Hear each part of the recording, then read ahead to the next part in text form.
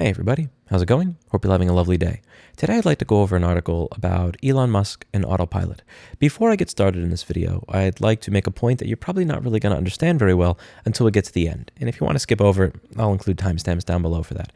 When I think about what it is that made this business successful in the early days, if I'm being honest with myself, back 14 years ago, I wasn't amazing at what I did. There were a very small number of things I knew how to do well, and the rest, well, you got what you got. And I did my best to stand behind my services, but I was most certainly no master technician at any of what I did. I think that I slowly evolved to become that over time, but in the very beginning, it's again, very questionable. But I always made sure that everybody knew what my skill level was, what I could do, and what I could not do. But more importantly, you pretty much got to see everything here.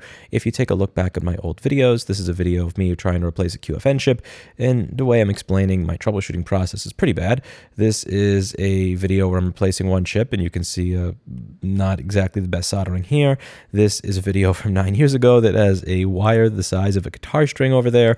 In this video, I'm going over the fact that I don't know what a joule or a coulomb is. I'm discussing my educational history and the fact that I flunked out of most of my classes in high school and had to drop out of college because I wasn't able to pass. And in this video over here, which is probably one of the flagship videos going over what my channel is about, yeah, in the first 5 seconds, the motherboard goes on fire. And what is it that I'm advertising that I do again? In all seriousness, I do believe that most things in life, when it comes to people's opinions, are a pendulum. If you try really, really hard to convince people that you're the smartest and the best and the greatest, they're going to just pick you apart looking for reasons that you're not. Whereas if you present yourself in an honest and upfront fashion and show over time, slowly but surely, that here's what I know, here's what I don't know, here is me looking to improve each day, and I'm not going to try to pull the wool over your eyes and pretend I'm something I'm not, you'll be surprised how much people are willing to support you. And I think this is a big part of why it is this business and also this YouTube channel has gained this cult following over time. In the early days when things like this were happening, I didn't have a bunch of people showing up in the comments to say I'm an idiot. Rather, I'd have a bunch of people showing up in the comments and say, wow, that's really cool. Thank you for sharing what you learned with me. Thank you for being okay to show that you made a mistake and explain to us how to not make that mistake without pretending that you're better than all of us. And I genuinely believe in my heart of hearts, and it could be wrong here, that part of the reason that we had such a level of trust among people who genuinely knew what they were doing, to the point where they would say, don't send your device if it needs board repair to any place but this. They're not going to screw you. They know what you're doing. You could trust them, is because we didn't BS them. The reason I'm making this point is because there are many people that will say the whole fake it till you make it thing, and the whole, you need to BS in the very beginning before you have a name or a reputation in order to make a name for yourself. And I genuinely want to push back against that mentality that you simply must BS people to get ahead. That if you do not BS people, you will never gain a reputation. People won't trust you, and that's the only way that you can get by. That being said, let's get into the topic of today's video. This is an article from Bloomberg. It says Musk oversaw a video that exaggerated Tesla's self-driving capabilities. Many of you may be familiar with this video over here that I will mute so I don't get a strike, where you have somebody in what looks like a Tesla Model X, I believe. Yeah, this is the X because it has the larger tinted window up here, and it is supposedly driving itself. And at one point, Tesla says over here, the person in the driver's seat is only there for legal reasons. He is not doing anything. The car is driving itself.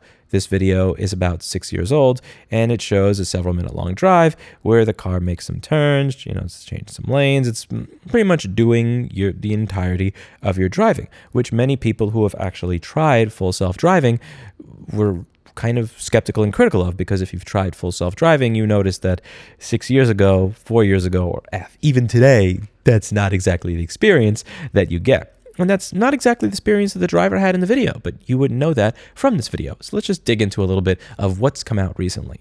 So it says here, Musk wrote to Tesla's autopilot team after 2 a.m. California time in October 2016 to emphasize the importance of a demonstration drive to promote the system.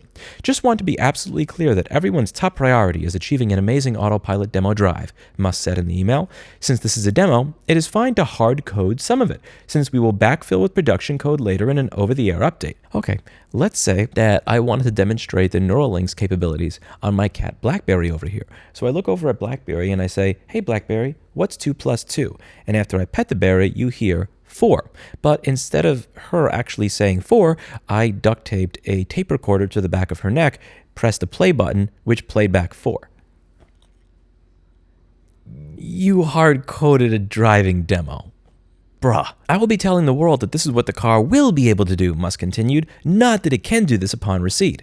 Gee, Wonder why so many people think you are a scammer. That is what it is capable of doing, but not what it could do upon receipt. Yet you have a video that literally says in the beginning of it, the person in the driver's seat is only there for legal reasons. He is not doing anything. The car is driving itself. Okay, so what does that mean? Does that mean that this video is from the future? Because you're saying that the driver doesn't need to be there. The car is driving itself, and you have the video of the drive going fine, but that's what the car could do in the future, not could do now. So what is this shit? Prosecutors in the U.S. Justice Department's Washington and San Francisco offices and investigators at the Security and Exchange Commission were probing whether the company made misleading statements about its vehicle's automated driving capabilities. 9 days later, after Tesla staffers shared a fourth version of the video, Musk replied that there were still too many jump cuts and that the demo footage needs to feel like one continuous take. It doesn't have to be one continuous take. It just has to feel like one. That's totally not what a shyster would say. That's totally not what somebody who is looking to mislead every single person who watches that effing video to think would do. The almost 4-minute long video that Musk shared in a tweet later that day opens with the text he asked for. The person in the driver's seat is only there for legal reasons. He is not doing anything. The car is driving itself. The intent of the video was not to accurately portray what was available for customers in 2016. Eliswamy said it was to portray what was possible. Okay, then, well, what was left out? The mapping detail, along with Eliswamy's acknowledgement that the car was involved in an accident during the demo, broadly confirmed a December 2021 New York Times report that said that Tesla's video didn't provide a full picture of how the vehicle operated during filming. And gee, I wonder why. I wonder why they wouldn't show an accurate representation of how this worked during filming. When asked if the Tesla drove up over a curb, through bushes and hit a fence, Eliswamy replied, "I'm not so sure about the curb or the bush. I do know about the fence. Did you include that in the video, you effing scam artist?" Mere failure to realize a long-term aspirational goal is not fraud, Tesla said in a November 28th motion to dismiss the California's consumer's complaint. So now you weren't trying to deceive people, you just suck. So you didn't keep redoing the video. You didn't put jump cuts in there. You didn't say that the car is not doing anything, he's driving itself. You didn't redo the video over and over again so it would look like a continuous video of the car driving itself rather than a hyper-edited together piece of shit where you had to cut out the fact that the car drove into a fucking fence and over a curb. Pretending that the person in the driver's seat is there for no good reason when you know damn well the shit goes over curbs and fences during the test and not including it in the film might not be fraud, but you know you're a piece of garbage while doing it. There's no other way to put it. Something that Tesla possesses that other automakers do not is that the car is upgradable to autonomy, Musk said. That's something no other car company can do. Anything is upgradable if you do not provide a timeline or a promise it will get there. I could say that my mouse can teleport back in time at some point in the future. Prove me wrong, bro. Prove me wrong. If I don't give you a timeline and I don't give you a guarantee, literally anything is possible by this standard. Tesla and Musk didn't disclose in releasing the video that engineers had created a three-dimensional digital map for the route the Tesla Model X took, Eliswamy said during his deposition. Musk said years after the demo that the company doesn't rely on high-definition maps for automated driving systems, and argued that systems that do are less able to adapt to their surroundings. But of course, that wasn't the intention of the video. The intention of the video, in my opinion, was not to demonstrate that the system can adapt to surroundings or to demonstrate a system that actually works. It was to get you to buy their piece of garbage car with their piece of garbage feature that's not actually ready in the hopes that they would be able to get more money out of you. And here's the problem. Here's what makes me sick about all of this. I have tried autopilot and I have tried full self-driving. In my opinion, autopilot is a good product. Full self-driving is a meme. That being said, at the end of the day, even with full self-driving being a meme, it is still far ahead of anything I have experienced in any other brand of motor vehicle. I don't see Ford or Chevy or Toyota or even Mercedes with something that can hold a candle to what Tesla has put together. Even though the system sucks in certain ways, it sucks less than what everybody else has come out with. I believe, in spite of all the ragging that I do on Tesla on this channel, that they are as close that you're going to get to a consumer level vehicle like this that you could just go out and buy for $45,000 having this level of capability. I believe they're ahead of everybody else. Again, autopilot, pretty good. Navigate on autopilot, full self-driving, kind of a meme. But at the end of the day, still ahead of everybody else.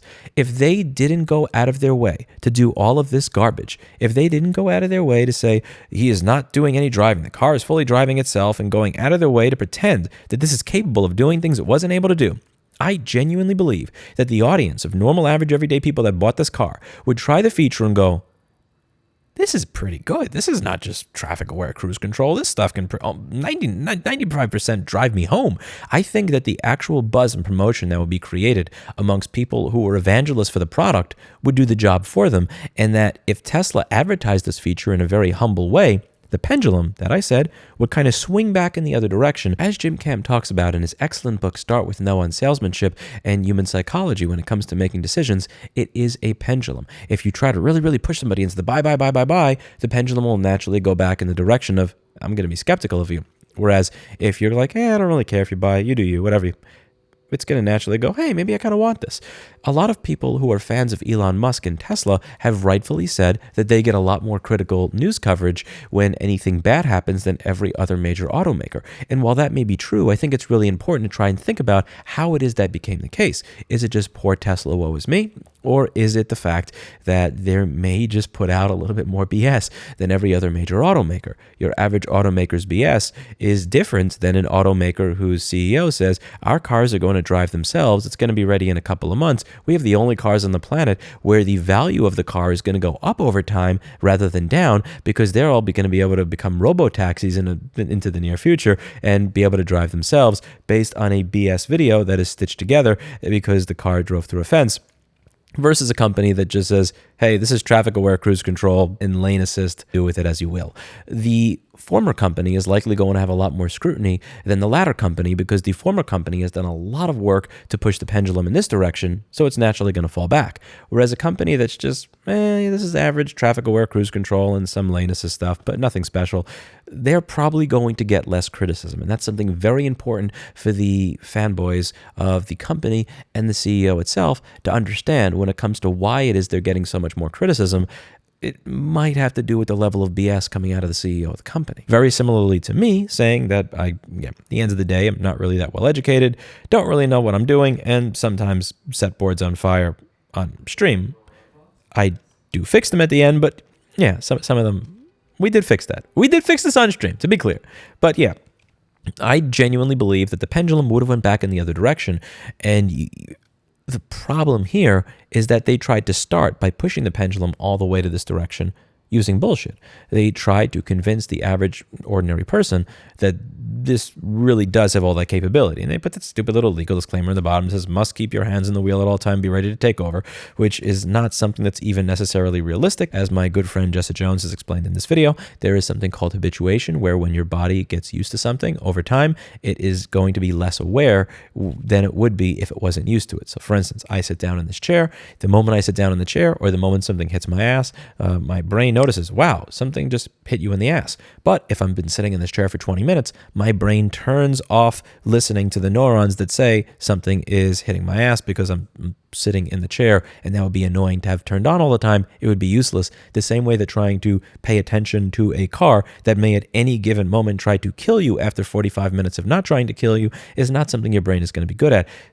If they had simply been honest about what it is they were offering, if he had just said, this is just traffic-aware cruise control and some lane keeping, and, we have an idea that it may have these capabilities, but at the moment it's really just this, then I think that you would have a lot of ordinary, average, everyday people that would really be evangelists for the brand, and that would still probably be buying their stuff anyway, and that would genuinely be happy that they were honest in their advertising. Because again, if we're being honest, at the end of the day, when you look at the lab of a company like Asset Genie, if you look at what my competitors were like, and then you look at me, like this is my office. This is me sitting down next to sparkle paper towels, a box of cat food, an extension cord that's sitting next to a mop bucket behind broken down boxes that my air conditioner was leaking onto in my 100 square foot office.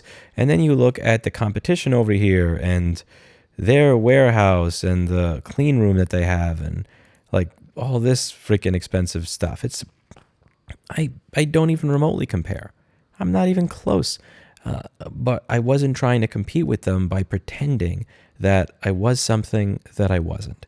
I just told people, here's what I know, here's what I do, here's my office, laugh at me if you want, this is what I do, this is how I do it, this is everything from start to finish, rather than trying to compete on the level of look at how crazy impressive I am with a hyper-edited video of my fancy warehouse and my clean room and my ISO standards and all this other stuff that I just knew I couldn't compete with. And that genuinely worked.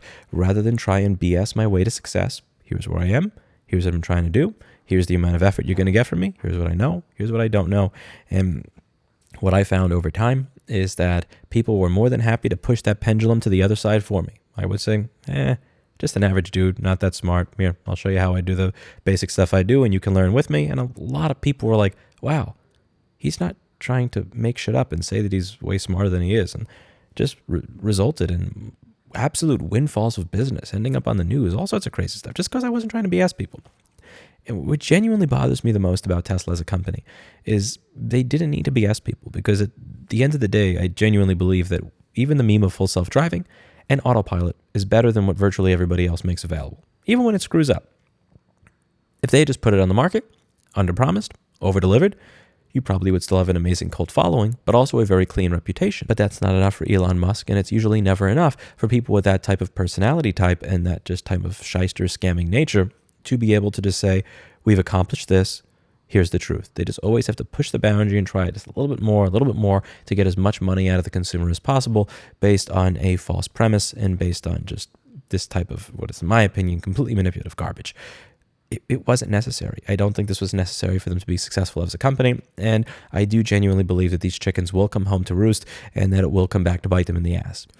Did it work? And here's the thing with scamming. Here's the thing with making stuff up. Like, does it work for a short period of time? Absolutely. And can you get very rich doing it? Apparently so. But at the end of the day, things always tend to have a way of coming back to reality, as they appear to be right now. And I really do believe those chickens will come home to roost. This video is BS. It's BS. It was BS 6 years ago. And let's face it, it's BS now.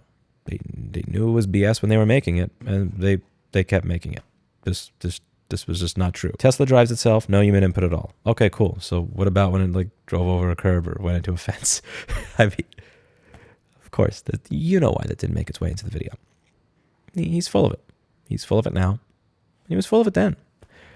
And it would have been such a minor change, just a really small change, so that this could be seen as genuinely aspirational, really cool, best in class, closest thing possible that we have to consumer level full self-driving. But no, you just had to push it. You just had to push it to keep pushing and pushing and pushing.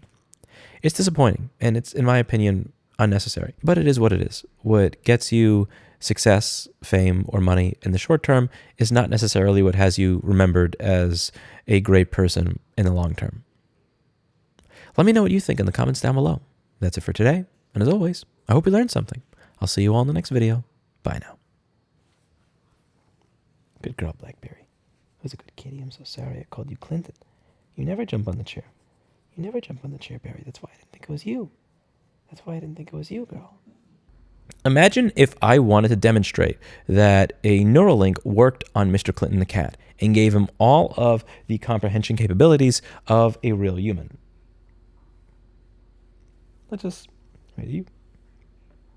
You're Blackberry. Oh my God, I'm so sorry. I got the kitty wrong. I'm so sorry, girl. I didn't mean to call you Clinton. Oh, you're a good kitty. Thank you for not jumping off the chair.